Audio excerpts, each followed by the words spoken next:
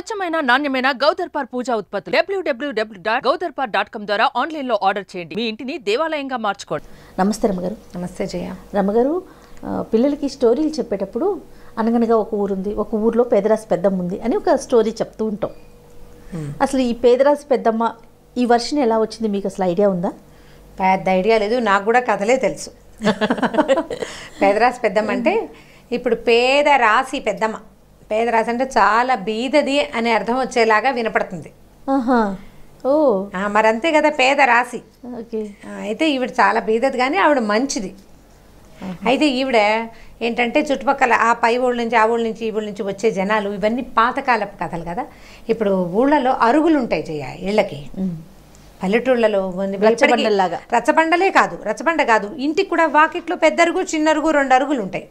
ఈ అరుగుల మీద కూర్చుని సాయంకాలం లోకాభిరామాయణం మాట్లాడుకుంటారు. బాటసార్లు ఎవరైనా ఊళ్ళోకి వచ్చారనుకోండి, ఎవరో ఒకళ్ళు ఇంట్లో ఒక ముద్ద తిని లేదా వాళ్ళు తెచ్చుకున్నదే తిని ఈ అరుగుల మీద పడుకుంటారు. ఈ అరుగు మీద పడుకుంటానండి, ఎవరి అరుగు మీదైనా పడుకోవచ్చు. పాత రోజుల్లో అలా ఉండేది. మీరు పాతకాలపు ఇళ్ళని చూస్తే వాకిట్లో ఓవైపు చిన్న అరుగు, రెండో వైపు పెద్ద అరుగు. మా ఇంట్లో కూడా ఉండేవి పెద్ద పెద్ద అరుగులు. ఈ అరుగు ఉంటుంది. అయితే ఈ దారిని పోయేవాళ్ళు ఇప్పుడు సాయంకాలం అయ్యేసరికి ప్రయాణాలు చేయలేని రోజులు కదా. అంటే రాత్రిళ్ళు ప్రయాణం చేయాలంటే అడవులు, చిట్టడవులు, చీమల దూరని చిట్టడవులు, కాకుల దూరని కారడవులు ఉండేవి 2 ఊళ్ళకి మధ్యలో. ఏం ప్రయాణం చేస్తారు? రాత్రిళ్ళు ప్రమాదాలు కదా. చీకటి పడేసరికల్లా ఏదో ఒక ఊరు చేరిపోయేవాళ్ళు. కరెంటు అవి లేని రోజులు కదా. ఆ చేరిపోయిన ఊళ్ళో వీళ్ళు ఏదైనా ఒక ముద్ద అక్కడ వచ్చేటప్పుడు రొట్టెలో పిండో సత్తుపిండో తెచ్చుకుంటే, లేదా 2 గుప్పెళ్ళు బియ్యం తెచ్చుకుని ఒక గిన్నెలు తెచ్చుకున్నారనుకో, ఏదో ఒక చోట 2 రాళ్ళు పెట్టి కాస్త మంట వెలిగించుకుని కాస్త 2 గింజలు ఉడకేసుకుని ఏదైనా పచ్చడి వేసుకుని తినేవాళ్ళు ఒకటి. లేకపోతే ఈ ఊళ్ళల్లోనే బాబు ఏదైనా కాస్త అన్నం దొరుకుతుందంటే ఏ ఊరు ఏమిటి, ఎవరు మీ ఫలానా వాళ్ళు తెలుసా, ఇలా మాట్లాడి ఏదో 2 ముద్దలు అన్నం పెట్టేవాళ్ళు. ఇది చీకటి పడేసరికి భోజనాలు అయిపోయేవి 7 గంటల కల్లా. ఆ తర్వాత ఏం చేయాలి? కాస్త 9 దాకైనా ఏదో ఒక మాట మంతి ఆడుకోవాలి కదా. ఈ మాట్లాడే సందర్భాల్లో ఈ అరుగుల మీద చేరిన జనం లోకాభిరామాయణం మాట్లాడుకునేవాళ్ళు రచ్చబండల దగ్గర. అక్కడ ఈ పేదరాశి పెద్దమ్మ అరుగు మీద కూర్చుంది. పెద్దవాళ్ళు ఏమి సాయంకాలం అయ్యేసరికి పెద్దవాళ్ళకి పనే ఉండదు, సాయంకాల పనులు పెందరాళ్ళే అయిపోయేవి పల్లెటూళ్ళల్లో. మేము కూడా అంతే చేయం, మాకు కూడా అలాగే అయిపోయేవి. ఎవరెవరికి మాకు కూడా అయిపోయేవి, మా ఊరు కూడా అంతే అని చెప్తారో చూద్దాం. అయితే ఈ చీకటి పడిన తర్వాత ఈ పెద్దమ్మ వాకిట్లో కూర్చునేది కదా. వారా వీరా చుట్టుపక్కల జనాలు చేరి, పెద్దమ్మ ఏమిటి సంగతులు, మీ ఊళ్ళో మీ చిన్నప్పటి సంగతులు ఏమిటి, ఏదైనా ఒక కథ చెప్పు అని అడిగేవారేమో. అప్పుడు ఈ పెదరాశి పెద్దమ్మ కథ సినిమా కూడా ఒకటి వచ్చింది. సినిమా అంత జెన్యున్ థింగ్గా అయితే నేను అనుకోను. ఈవిడ చెప్పే కథలే బాగా ప్రముఖమైనవి. ఏదో ఒక ముద్ద ఉడకేసుకుని తినేది. చీకటి పడేసరికి పెద్దవాళ్ళకి ఆహారం పెద్దగా అవసరపడదు, ఏదో తినేవాళ్ళు. ఈ వచ్చిన వాడు తెచ్చుకున్నది ఏ శనక్కాయలో ఏ బఠానీలో 2 గింజలు ఆ మామ చేతిలో వస్తే పెద్ద ఆవిడ అక్కడ కూర్చుని పాతకాలపు కథలు, రాజుగారి కథలు, రాజుగారి అమ్మాయి సంగతి, ఫలానా ఊళ్ళో రాజుగారు, అట్లా కథలన్నీ చెప్తూ ఉండేది. ఈ ఒక్క ఆవిడకే ఈ కథలన్నీ ఎలా తెలుసు అంటే, పై ఊళ్ళ నుంచి వచ్చిన జనాలు అక్కడ కథలు ఈవిడికి తెలియజేసేవాళ్ళు. ఆ కథని ఈవిడ తన దగ్గరకు వచ్చిన వాళ్ళకి తెలియజేసేది. మన పాతకాలం కథలు ఎలా క్యారీ అయ్యేవి? అప్పుడు ఇన్ని పుస్తకాల, ఇన్ని ప్రింట్లా, యూట్యూబ్లా ఏమున్నాయి? ఏమీ లేవు కదా, మీడియా లేవు కదా. ఒక నోటి నుంచి ఇంకొక నోటికి. అవును. ఇట్లా ఈ పేదరాశి పెద్దమ్మ చెప్పే కథల్ని చాలా జానపద కథలు హెచ్చుగా ఉండేవి పేదరాశి పెద్దమ్మ కథల్లో. మనం కూడా కొంతమంది ఇంట్రెస్టింగ్గా అడుగుతూ ఉంటారు, పేదరాశి పెద్దమ్మ కథలు చెప్పండి. అవును. వీళ్ళు వెంబడి చెప్తాం. ఇవాళ ఒక చిన్న కథ వినండి. ఈ పేదరాశి పెద్దమ్మ ఒకరోజు సాయంకాలం ఇలాగే అరుగు మీద కూర్చుంటే ఆ దేశపు రాజకుమారుడు తన తాలూకు మంత్రి కుమారుడితోటి దేశాటానికి బయలుదేరాడట. ఈ దేశాటానికి బయలుదేరిన రాజకుమారులు వాళ్ళు ఏంటంటే, పట్టాభిషేకానికి ముందు దేశమంతా తిరగాలి రాజకుమారుడు. తిరిగి దేశంలో స్థితిగతులు, ఏ ఊళ్ళలో ఎలాంటి సమస్యలు ఉన్నాయి, ఎవరు రాజుకు విధేయులు ఎవరు అవిధేయులు తెలుసుకోవాలి. ఊళ్ళల్లో ఉన్న మంచితనాలు, ఊళ్ళల్లో ఉన్న పద్ధతులు, సంప్రదాయాలు, నీటి వనరులు, నదులు ఎలా ఉన్నాయి, ఆనకట్టలు కట్టాలా, అవన్నీ తెలుసుకోవడం కోసమే దేశాటన. ఊరికే కథలు కాకరకాయల కోసం కాదు. ఈ దేశాటనకు వచ్చిన రాజకుమారుడైనా చీకటి పడే వేళకి ఏదో ఒక ఊరు చేరాలి, అక్కడ కూర్చోవాలి, పడుకోవాలి, ఏదో వాళ్ళు పెట్టిందే తినాలి, లేదా ముందు ఊరు నుంచి తమ క్యారీ చేసుకున్నది తెచ్చుకు తినాలి. అయితే ఈ రాజకుమారుడు, మంత్రి కుమారుడు ఈ పేదరాశి పెద్దమ్మ వాకిట్లో పడుకుంటే ఈ ఆజానుబాహువుగా ఉన్న కుర్రాడు, వాడి పక్కన తెలివిగా ఉన్న 2వ వాడు, ఇంచుమించుగా అంతగానే ఉన్నటువంటి ఆ 2వ కుర్రాడిని ఆవిడ గమనించింది. పెద్దవాళ్ళకి ముఖాలు చూడంగానే వీడు వీధి అని తెలిసిపోతుంది, ప్రపంచాన్ని చూడడం వల్ల. మనకు తెలియకపోవచ్చు, పెద్దవాళ్ళకి లోకం చూసిన వాళ్ళకి అవును. వీడికి ఇలాంటి లక్షణాలు ఉన్నాయి, వీడు ఏ రాజకుమారుడు అయ్యి ఉండొచ్చు అని ఊహించగలిగింది అనమాట ఆవిడ. అప్పుడు నాయన ఏ ఊరు ఏదంటే ఏదో ఫలానా ఊరు అది ఏదని చెప్పి ఈ ఊళ్ళో ఉన్న విచిత్రం ఏమిటి, వింత ఏమిటి, విడ్డూరం ఏమిటి కనుక్కున్నారు. కనుక్కుంటే మా రాజుగారు అమ్మాయి చాలా అందగత్తె, ఆ అమ్మాయి పెళ్ళయింది, విచిత్రమైన పరిస్థితుల్లో అయ్యింది బాబు అని చెప్పింది. చెప్పేసరికల్లా ఏమిటి ఆ విచిత్రం ఏం జరిగిందవ్వా సరిగా చెప్పమంటే, ఇక్కడికి దూరంగా ఉన్న రాజుగారికి ఓ కొడుకున్నాడు. అయితే అతనికి చాలా కాలం వివాహం కాలేదు. వివాహం కాకపోతే అబ్బాయి ఏం చేశాడు, వివాహం చేసుకోలే. ఆయనకి ఏమని ఉండేదంటే ఒక ఊహా సుందరి ఉందట అతనికి. తన ఊహల్లో ఉన్న అమ్మాయి దొరికితేనే పెళ్లి చేసుకోవాలని అనుకున్నాడు. ఊహలో ఉన్న పిల్లే కావాలి అతనికి. ఊహలో ఉన్న పిల్ల కావాలంటే ఏ పటం తెప్పించినా రాజకుమార్తెల పటాలు వచ్చేవి, ఏ పటం తెప్పించినా నచ్చదు ఈ అబ్బాయికి, నచ్చటల్లా. నచ్చకపోతే సరే ఏమైందట, కొంతకాలానికి అందరూ ఇంకెప్పుడు పెళ్లి చేసుకుంటావు, నువ్వు ఎప్పుడు పట్టాభిషేకం చేసుకుంటావు, పెళ్ళి అవ్వాలి, పట్టాభిషేకం అవ్వాలి అందరూ అడుగుతుండేవాళ్ళు. అయితే ఇతను ఒక రోజు ఏమైందట, ఏదో పక్క ఊరికే తన సిటీలో కాకుండా చుట్టుపక్కల టౌన్లలో గుర్రం వేసుకుని తిరుగుతుంటే ఒక చిత్రకారుడి ఇంటి వాకిట్లో, అంటే వాడు పటాలు అమ్ముతాడనమాట, బొమ్మలు వేసి అమ్మేవాడి వాకిట్లో ఒక పిక్చర్ కనపడింది అతనికి. ఆ కనపడ్డ ఫోటో ఏ పిక్చర్ అయితే, ఏ చిత్రాన్ని అయితే అతను చూశాడో అది అచ్చు అతని ఊహాసుందరిలాగానే ఉంది. ఉండేసరికల్లా ఇందుకి ఏమో ఈ పటం ఎక్కడిది, నువ్వు ఎక్కడి నుంచి వేసావు, ఎవరిని చూసి వేసావంటే, కాదండి ఇది కుంతల దేశపు యువరాణిది. అయితే ఈవిడ ఈ అమ్మాయి చాలా అందగత్తె, ఒక చిత్రకారుడు మన ఊరు వాడే, అన్ని దేశాలు తిరుగుతూ రాజకుమార్తెల ఫోటో బొమ్మలు వేసేవాడు. రాజుగారు, ఆ కుంతల దేశపు రాజుగారు అమ్మాయి పటం గీయించాడండి. గీసిన తర్వాత నా కూతురంత అందంగా లేదని ఆ పిక్చర్ని ఆయన తీసుకోలే. అంటే ఇంతకన్నా అందంగా ఉంది నా కూతురు అందం పూర్తి స్థాయిలో నువ్వు దింపలేకపోయావని అతన్ని పంపించేశాడు. అతను వచ్చేటప్పుడు ఈ పిక్చర్ని చేత్తో పుచ్చుకొచ్చి ఏదో ఒక ధరకి అమ్మి పెట్టమని ఇక్కడ పెట్టాడండి అని చెప్పాడు. అయితే ఈ కుర్రాడు ఈ పిక్చర్ని చూడగానే చాలా సంతోషం వేసేసింది. సరే నాకు దొరికింది కదా అని ఈ అమ్మాయి కుంతల దేశపు యువరాణిని తెలుసుకున్నాడు. ఆ కుంతల దేశంలోనే మన పేదరాజు పెద్దమ్మ ఉంది. ఈ యువరాణిని పెళ్లి చేసుకున్నాడు. పెళ్లి చేసుకుంటే సరే, పెళ్లి చేసుకోవడానికి అప్పట్లో ఏం చేసేవాళ్ళు, విదర్భ రాజ్యం ఎక్కడో ఉంది, కుంతల దేశం ఇంకెక్కడో ఉంది. ఈ వెళ్ళి వచ్చి ముందు రాజుగారు వెళ్ళి చూసొచ్చి, కుర్రాడు వెళ్ళి చూసొచ్చి, మళ్ళీ రాజుగారు వచ్చి ఈ గోలంతా ఎందుకని అబ్బాయిది ఒక పటం గీయించి అతనికి కత్తి ఇచ్చి పంపించారు. కత్తి ఇచ్చి పంపించారనమాట. అప్పట్లో కత్తికి బాసికం కట్టి పెళ్లి చేయడం ఒక పద్ధతి ఉంది. రాజుగారి కత్తిని పంపిస్తారు ఆ ఊరు. కత్తితోటి సాంగంగా వివాహం జరిపిస్తారు. పెళ్ళైపోయినట్టే అమ్మాయిని ఇక్కడికి తీసుకొస్తారు. శాస్త్రోక్తంగా ఇక్కడ శాంతి కళ్యాణం లాంటిది ఏదో జరుపుకుని అమ్మాయిని భర్తకి అప్పచెప్పేస్తారనమాట. ఎక్కువ దూరం ఉన్న రాజ్యాల్లో ఈ పంథ నడిచేది. కత్తికి బాసికం కట్టి పెళ్లి చేసేవారు. ఈ రాజకుమారుడి తాలూకు చిత్రపటం, కత్తి 2 కుంతల దేశానికి, అంటే మా దేశానికి వచ్చినాయి అని చెప్పింది పెద్దమ్మ. ఇక్కడికి వచ్చినాయి. వస్తే ఏమైంది, అమ్మాయి చూసింది, రాజుగారు చూసాడు, అబ్బో పిల్లవాడు చక్కగా ఉన్నాడు, బాగున్నాడు, రాజకుమారుడు, విదర్భ రాజకుమారుడు అనుకుని వాళ్ళు ఏం చేశారు, ఆ కత్తికే బాసికం కట్టించి పద్ధతి ప్రకారం పెళ్లి చేసేశారు. పెళ్లి చేసేసిన తర్వాత ఏం చేశారు, ఆ పెళ్లి కూతురు పేరు మంగళాదేవి. ఈ మంగళాదేవిని సర్వమంగళాదేవి అలా పిలిచేవాళ్ళు, మంగళ అని పిలిచేవాళ్ళు. ఈవిడ్ని ఆవిడ తాలూకు పరివారంతో సహా ఈ విదర్భ రాజ్యానికి పంపించారు. సైనికులు వాళ్ళు వీళ్ళు వస్తారు కదా.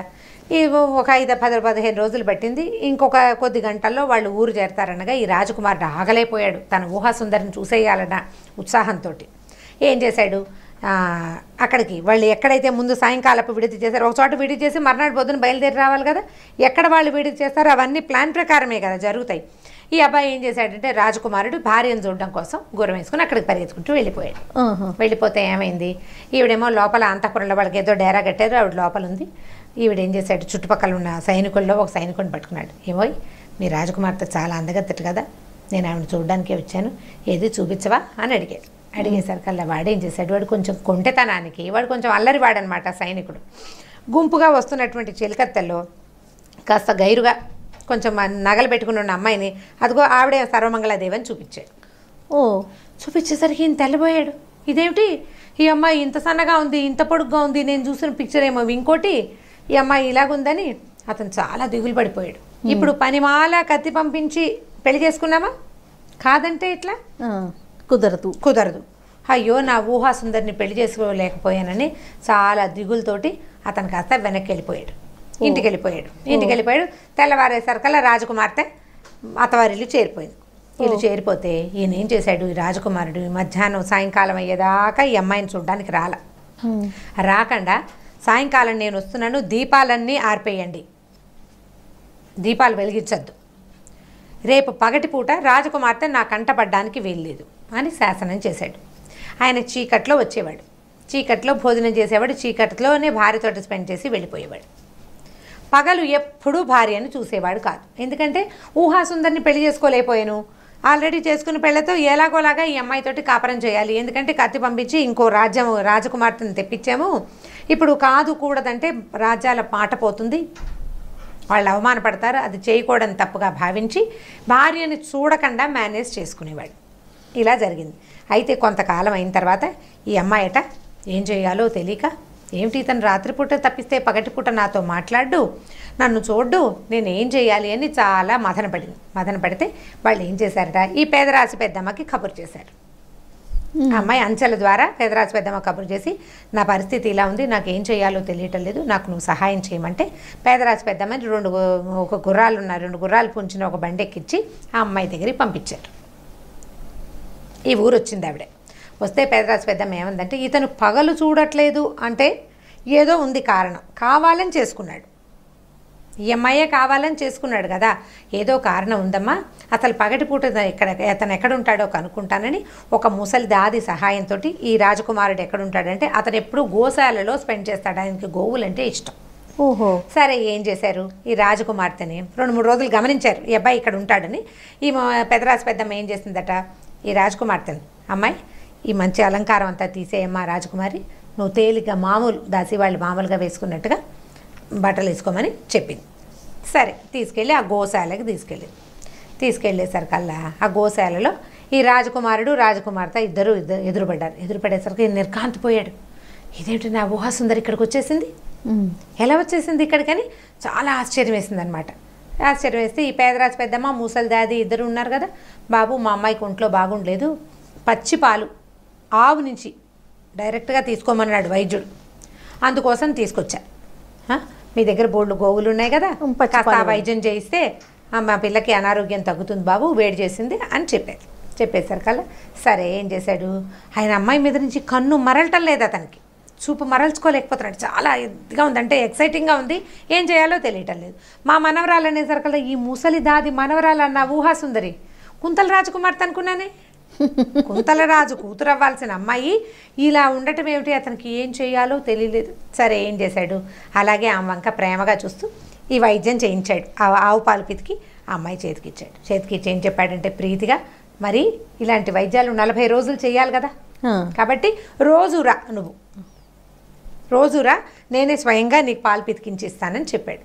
సరే భర్తను అట్లా తనివి తీరా పగటిపూట చూసిన ఈ అమ్మాయి రోజు వచ్చేది. 40 రోజులు ప్రతిరోజు పగటిపూట ఆయన ఉత్సాహభరితంగా ఉండేవాడు, రాత్రిపూట డల్గానే ఉండేవాడు. ఎందుకంటే ఊహాసుందరిని పెళ్లి చేసుకోలేకపోయాను, ఈ అమ్మాయిని ఎవరినో చేసుకున్నాను. అయితే ఈ 40 రోజుల తర్వాత ఈ పేదరాజు పెద్దమ్మ ఏం చేసిందంటే, ఈ 40వ రోజున ఈ రాజకుమార్తె వచ్చే దారిలో 2 తుమ్మముళ్ళ మొక్కలు పట్టుకొచ్చి పడేసింది. అంటే తుమ్మ చెట్టుకి ముళ్ళు హెచ్చుగా ఉంటాయి, 2 కొమ్మలు కత్తిరించి తెచ్చి అక్కడ పడేసింది. ఈ అమ్మాయి గబగబా నడిచొస్తూ అదాటుగా దాని మీద కాలేసింది, తుమ్మ ముళ్ళు గుచ్చుకుంది. రాజకుమార్తె ముళ్ళు గుచ్చుకుంటే ఆగగలదా, అమ్మో అని ఇవిడ కేక పెట్టేసరికి పరిగెత్తుకుంటూ అతను వచ్చి ఏం చేశాడంటే ఈ ముళ్ళుని అలాగా తీసాడు కాళ్ళలోంచి. తీస్తే కొంచెం నొప్పి పెడుతుంది కదా, తుమ్మ ముళ్ళు మహా నొప్పి, ఎక్కువ రోజులు నొప్పి ఉంటుంది. అక్కడి నుంచి సాయంకాలం వైద్యం అయిపోయింది, ఇద్దరు కాసేపు ఏదో ఆ మాట ఈ మాట మాట్లాడుకున్నారు. ఆయనకి పెద్దగా మాటలు ఏం లేవు, పాప అమ్మాయిని చూడడంతోటే ఆయన ఇదైపోతుంది అనమాట. అక్కడి నుంచి సాయంకాలం ఇంటికి వెళ్ళాక ఎవడు ఏం చేస్తుంటే పెదరాశి పెద్దమ్మ, అమ్మ ఇక నీ జీవితం ససిపడిపోయినట్టే, తుమ్మ ముళ్ళుతోటే నీ వైద్యం అయిపోయింది, నేను వెళ్ళిపోతానని నేను వచ్చేసాను, తర్వాత ఏం జరిగిందో తర్వాత నాకు ఉత్తరం వచ్చిందని రాజకుమారుడికి చెప్పింది. ఏం జరిగింది అని అడిగాడు రాజకుమారుడు పెదరాశి పెద్దమ్మని. చాలా తేలిగ్గా జరిగిపోయింది నాయన, మర్నాడు పొద్దున రాజకుమార్తె కుంటింది, రాత్రికి బాగా నొప్పి చేసింది కాలు, 2వ రోజుకి ఎక్కువ నొప్పి చేస్తుంది కదా, రాత్రి కేకలు పెట్టింది, నా కాలు నొప్పెడుతోంది అనేసరికి రాజకుమారుడు ఏం చేస్తాడు, అప్పటిదాకా దీపాలు లేకుండానే ఉన్నాడు, ఇక విసుగుపుట్టి ఈ అమ్మాయి ఏడుస్తుంటే ఏం చేస్తాడు రాజకుమార్ భార్య కదా, అందుకని దీపం తెండిరా అని కేకేశాడు. దీపం పుచ్చుకొచ్చారు. దీపం పుచ్చుకొచ్చేసరికల్లా కాల్లో ఏం దిగింది అని ఆ కాలు పట్టుకున్నాడు. కాలు పట్టుకుని చూస్తే తను ఎక్కడి నుంచి ముళ్ళు తీశాడో అక్కడే ముళ్ళు కనపడుతుంది. అదే కాలు అదే ముళ్ళు. కాలుదే ఉంది. ఆడపిల్లల కాళ్ళు ఇంచుమించుగా లేతగా అలాగే ఉంటాయి. అక్కడి నుంచి ఆ దీపం ఇటు పట్టుకుండిరా అని చెప్పింది అనమాట ఆవిడ. ఆ దీపం పట్టుకునేసరికల్లా ఆవిడ మొహంలోకి చూస్తోంది, రాజుగారి మొహంలోకి. అప్పుడు తర్వాత అప్పటికి అర్థమైందనమాట ఆయనకి, ఎదురుకుండా ఉన్నది తను పొద్దున్న ముళ్ళు తీసిన అమ్మాయే ఉంది అని. తలెత్తి చూసి ఆయన, అదేమిటి నువ్వున్నావు అని అడిగితే, అదే నువ్వు నా రాజకుమారుడు ఎలా ఉంటాడో చూద్దామని 40 రోజుల నుంచి తిరిగాను. పొద్దున చూసిన అమ్మాయే నాతోటి రాత్రి ఉందని నువ్వు తెలుసుకోలేకపోయావు. పగటిపూట నా భర్త ఎలా ఉంటాడో నేను తెలుసుకోగలిగాను. రాత్రిపూట ఎలా ఉంటాడో చూడడానికే ఇప్పుడు దీపం తెప్పించాను అని చెప్పింది. అక్కడి నుంచి ఈ రాజకుమారుడు చాలా సంతోషించి, ఇట్లా ఆయన మిస్లీడ్ అయ్యాడు కదా, నేను మిస్లీడ్ అయ్యానని ఆమెకు చెప్పాడు. తర్వాత వాళ్ళిద్దరూ చాలా హాయిగా, మనం ఇంగ్లీష్ కథల్లో చెప్తారు హ్యాపీది లివ్డ్ ఎవర్ ఆఫ్టర్ అని, అంటే తర్వాత కాలం అంతా సుఖంగా హాయిగా గడిపారు. ఈ కథని ఇట్లా జరిగింది అని ఈ పేదరాశి పెద్దమ్మ ఈ రాజకుమారుడికి చెప్పింది. అయితే రాజకుమారుడు అన్నాడు, నువ్వు ఎంత సహాయకారివి, నువ్వు చాలా తెలివిగల దానివి. ఒక 40 రోజుల పాటు వాళ్ళిద్దరి మధ్య స్నేహ సౌహార్ద్రం పెరగడానికి నువ్వు సహాయం చేసావు.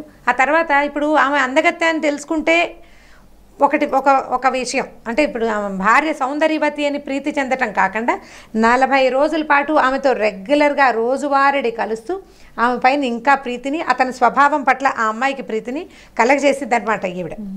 దానివల్ల ఈ ముందు కాలంలో కూడా రాజు రాణి సౌందర్యానికి అంటే ఇంపార్టెన్స్ లేకుండా వాళ్ళు ప్రీతిగా తెలిసేలాగా చేసి ఎక్కువ కాలం ప్రీతిగా ఉండేలాగా చేసింది. ఆ తర్వాత ఆ రాజు విదర్భ రాజకుమారుడు ద్వితీయ వివాహం చేసుకోవాలి. ఈవిడ ఒక్కదాంతో ఆయన సంసారం చేశాడు, సంతానానికి అన్నాడు, చాలా గొప్పగా రాజ్యం చేశాడని కథ ఈ పేదరాశి పెద్దమ్మ చెప్పిందనమాట. సో ఈ పేదరాశి పెద్దమ్మ కథలన్నీ జానపద కథలే, అన్నీ జానపద కథలే. కొన్ని ఆవిడ ఇన్వాల్వ్మెంట్ డైరెక్ట్గా ఉన్నవి, కొన్ని లేనివి కూడా పెదరాశి పెద్దమ్మ చెప్పిన కథగా మనం చెప్పుకోవచ్చు.